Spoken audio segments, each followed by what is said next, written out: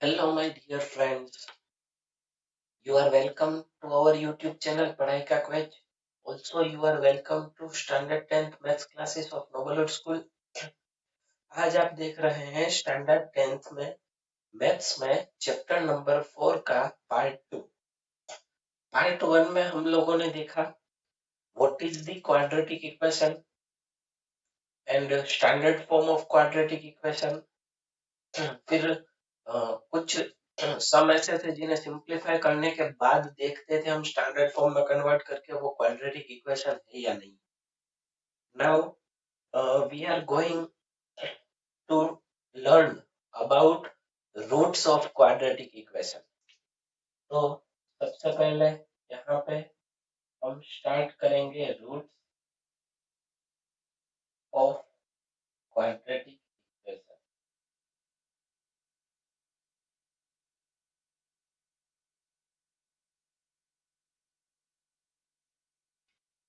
तो ये और कुछ नहीं है. जैसे हम पॉलिनोमियल चैप्टर में जीरोस फाइंड आउट करते थे वैसे यहाँ पे इक्वेशन के रूट्स होते हैं. एक्चुअली दोनों एक ही है. जो मेथड वहां पे फैक्टराइजेशन से हम करते थे यहाँ पे 3 मेथड आएंगी बट उसी से करो तो भी चलेगा. तो चलिए देखते हैं हम अभी. सबसे पहले तो for any x is equals to alpha. x की कोई वैल्यू है alpha.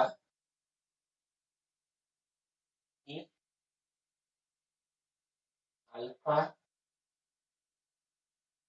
Alpha justify alpha justify the equation ax square plus bx plus c is equals to 0 where a is not equal to 0. अगर x की कोई value alpha जो है वो हम रख दे x की जगह पे अल्फा रख दे तो वो इस इक्वेशन को अगर जस्टिफाई करता है देन यहाँ पे मैं बोथ इम्प्लाइज करूंगा. बोथ इम्प्लाइज का मीनिंग क्या होता है वो मैंने बताया था. ये स्टेटमेंट कन्वर्स भी ट्रू है. Both implies alpha is the root of equation. Equation means quadratic equation. अब इस चैप्टर में हम क्वाड्रेटिक इक्वेशन की ही बात करने वाले हैं. अगर x की वैल्यू अल्फा के लिए इक्वेशन जस्टिफाई होता है तो अल्फा जो है वो इक्वेशन का रूट कहलाएगा. Solution. Root means solution. Second chapter में जब हम पॉलिनोमियल स्टडी करते थे वहां पे हम वर्ड यूज करते थे जीरोस ऑफ पॉलिनोमियल और इक्वेशन में यूज करेंगे रूट्स ऑफ पॉलिनोमियल. दोनों एक ही है. अब मैंने बोथ इम्प्लाइज किया. इसका मतलब क्या है कि अगर जस्टिफाई करेगा तो रूट होगा. अगर रूट है तो वो इक्वेशन को जस्टिफाई भी करेगा. क्लियर. तो चलिए यहाँ पे एक नोट में लिखवा दूं. Zeros of polynomial ax square plus bx plus c and roots of equation ax square plus bx plus c is equals to 0 are same. मतलब पॉलिनोमियल के जो जीरोस होते हैं और इक्वेशन के रूट होते हैं वो दोनों एक ही चीज है. दोनों अलग अलग नहीं है. ठीक है. क्लियर है. तो अब इसके बारे में ज्यादा डिस्कस नहीं करते बिकॉज सेकंड चैप्टर में हम ठीक से उसे पढ़ चुके हैं. Now methods for finding sorry not zeros for finding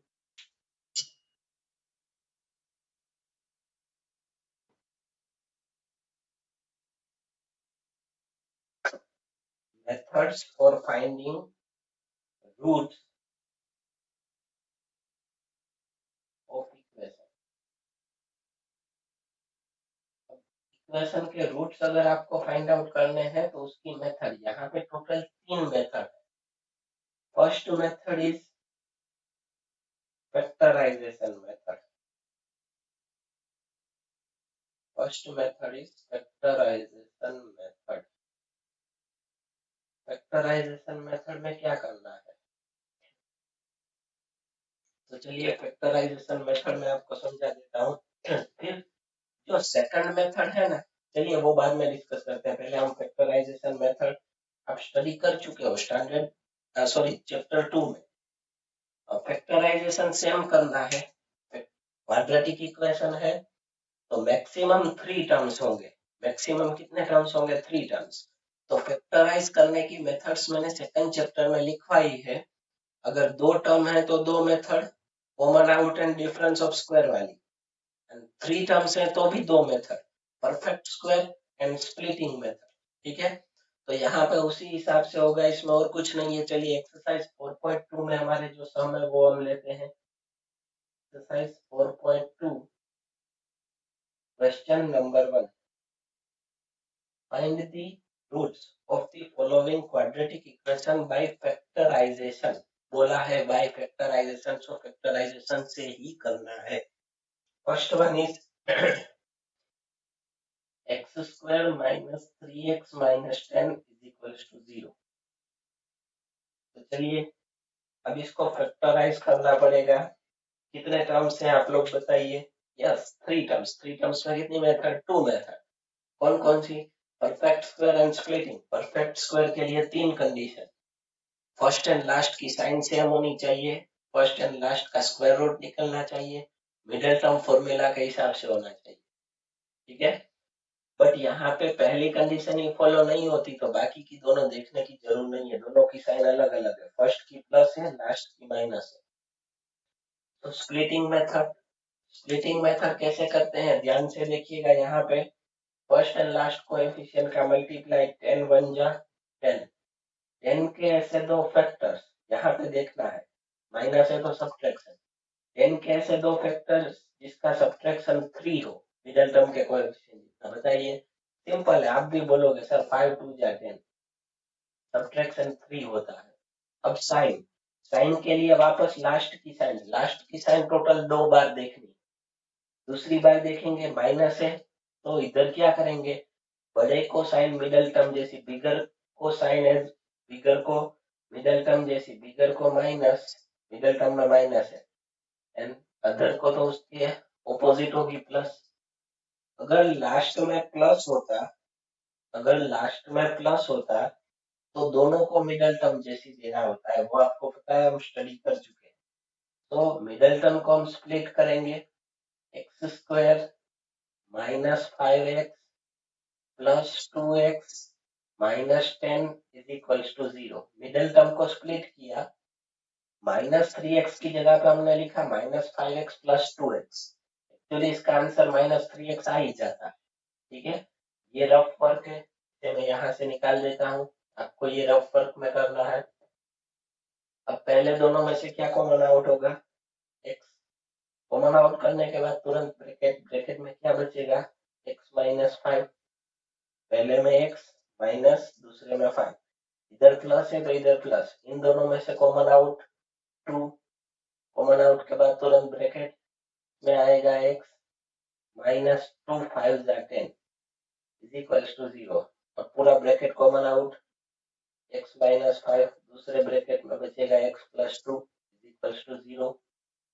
अब x minus 5 is equals to 0 और x plus 2 is equals to 0। Minus 5 उधर जाएगा plus,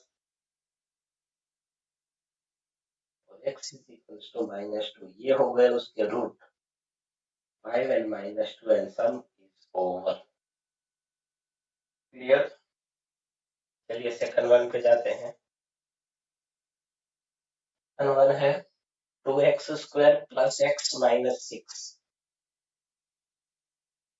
2x square plus x minus 6। अब ये सारे आपको आते होंगे, सिंपल है।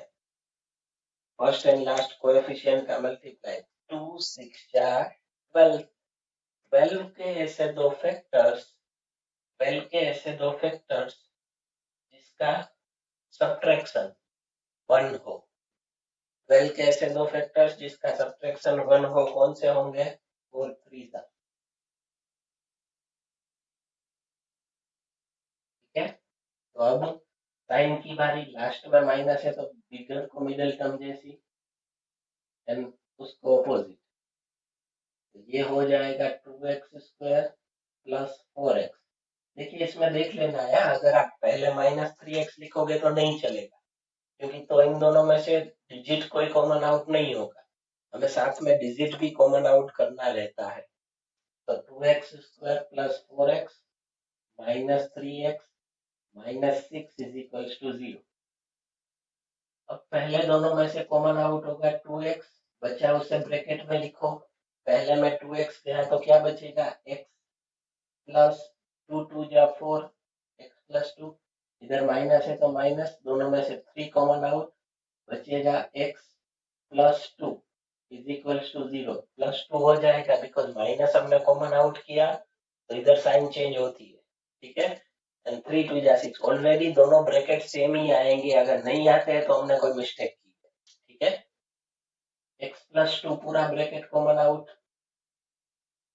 तो दूसरे ब्रैकेट में बचेगा 2x minus 3 is equals to 0। तो इसका मतलब होगा x plus 2 is equals to 0 और 2x minus 3 is equals to 0। Plus 2 को उधर लेके जाते हैं तो x इज इक्वल्स टू -2 और x is equals to 3/2। Clear? ये हो गए roots and sum is over. अब ये चीजें आपको क्लियर समझ में आ गई होंगी। थर्ड सम में करवाता हूँ, और थर्ड एंड फोर्थ दोनों करवाता हूँ। √2x² plus 7x plus 5√2 is equals to 0। कुछ लोग इसमें रूट वाले सम देख के डर जाते हैं, तो अब इसमें क्या करना है? सेम मेथड है, आप जस्ट ट्राई तो करो। फर्स्ट एंड लास्ट कोएफिशिएंट का मल्टीप्लाई, 5√2 इंटू √2 क्या होगा? 10। ठीक है, 10 के ऐसे दो फैक्टर्स, 10 के ऐसे दो फैक्टर्स, ये रफ वर्क वाला मैं निकाल देता हूँ इधर से। 10 के ऐसे दो फैक्टर्स जिसका एडिशन 7 हो, 5 2 जा सिंपल है, 5 2 जा, लास्ट में साइन प्लस है तो दोनों को मिडिल टर्म जैसी प्लस प्लस, तो ये कैसे स्प्लिट होगा? √2x² plus 5x plus 2x। Sorry, मैं 2x पहले लिखूंगा ताकि √2 दोनों में से कॉमन आउट हो जाए, 5 लिखूंगा तो कुछ कॉमन आउट नहीं होगा। 2x plus 5x plus 5√2 is equals to 0। ये रफ वर्क है, इसे अब मैं निकाल देता हूँ। पहले दोनों में से कॉमन आउट होगा √2x, ब्रैकेट में क्या बचेगा? पहले में बचेगा x प्लस, इधर √2 गया तो अभी एक √2 बचेगा, बिकॉज √2 इंटू √2 करेंगे तो 2 होता है। √2 इंटू √2 √4 का आंसर 2। प्लस का प्लस, इन दोनों में से 5 कॉमन आउट, ब्रैकेट में आएगा x plus √2 is equals to 0। पूरा bracket common out, x plus √2, दूसरे ब्रैकेट में बचेगा √2x plus 5 is equals to 0।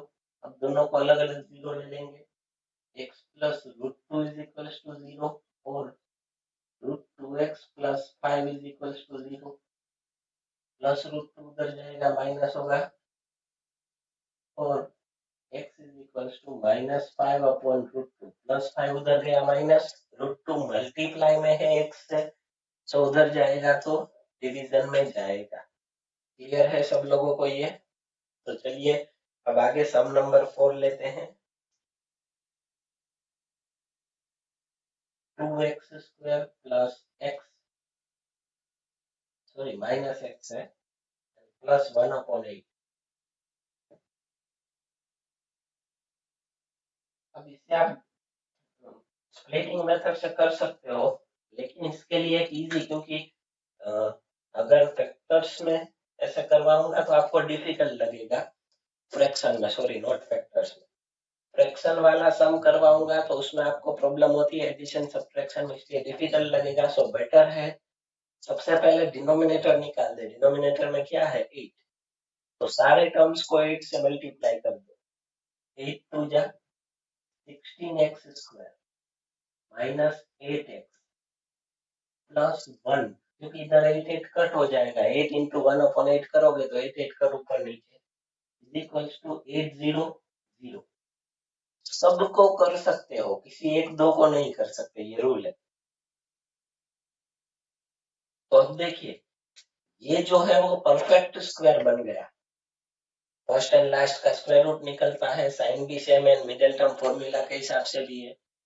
तो चलिए इसका डायरेक्ट फॉर्मूला होगा in bracket square root of first term मतलब 4x, sign of middle term मतलब minus and square root of last term 1 whole square is equals to 0। Whole square होगा तो अभी square का मतलब है दो बार multiply, 4x minus 1 into 4x minus 1 is equals to 0। Square का मतलब दो बार मल्टीप्लाई ना किसी का भी। तो अब ये होगा 4x minus 1 is equals to 0 और 4x minus 1 is equals to 0। तो x इज इक्वल्स टू 1/4 और x is equals to 1/4। Minus 1 उधर गया प्लस 1 और मल्टीप्लाई में डिवीजन। तो रूट पे बॉक्स करने हैं आंसर पे, इधर दोनों आंसर सेम आए। हाँ परफेक्ट स्क्वायर जब भी होगा तब दोनों आंसर सेम आएंगे, मतलब एक ही रूट मिलेगा। फिफ्थ वन सम है वो आपको करना है होमवर्क में, बता देता हूँ परफेक्ट स्क्वायर है, ठीक है। सो x की वैल्यू आएगी 1/10, वो आपको कर लेना है होमवर्क में। सो यहाँ पे हमारी फैक्टराइजेशन मेथड क्लियर हो गई। अब इक्वेशन बना के करने वाले सम है वो तो हम लास्ट में लेने वाले हैं इस चैप्टर में। अब यहाँ तक रखते हैं, शायद तो इसमें कोई कंफ्यूजन नहीं होगा, फिर भी हो तो कांटेक्ट कर सकते हो। वीडियो को शेयर कीजिए, लाइक कीजिए एंड यूट्यूब चैनल सब्सक्राइब कीजिए। जय हिंद, गुड बाय।